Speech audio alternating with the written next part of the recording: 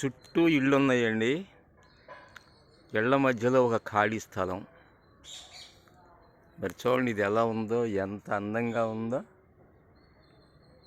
ఇక్కడ నుంచుంటే ఈ చెట్ల మధ్యలో దేవులపల్లి కృష్ణశాస్త్రి గారి లలిత గేయం ఒకటి గుర్తుకొస్తూ ఉందండి.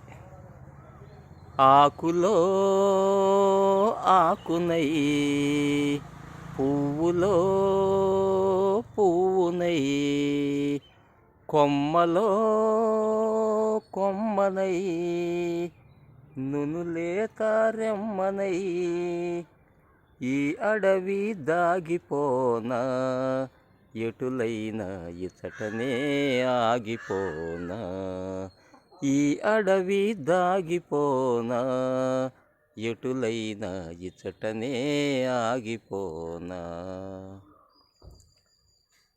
ఇలాంటి వాతావరణం లక్షలు కోట్లు పెట్టినా దొరకదండి. అందరూ 100 చెట్లను కొట్టేసి డాబాల కోసం, మేడల కోసం ఎందుకు ఎగబడుతున్నారో అర్థం కాని పరిస్థితి అన్నమాట ఇది. మనం ప్రకృతిని కనుక కాపాడకపోతే మనల్ని ఎవరు కాపాడతారండి? డాబాలు కట్టడం, ఏసీలు పెట్టుకోవడం, ఇదంతా రోత కాదంటారా? అసలు డాబాలు కడితేనే ముందు ఉన్న ఆరోగ్యం పోతూ ఉందండి. అప్పులు చేసి ఇళ్ళు కట్టడం, అవన్నీ చెప్పుకుంటే తీరేది కాదండి. ఇదండి విషయం. Thank you.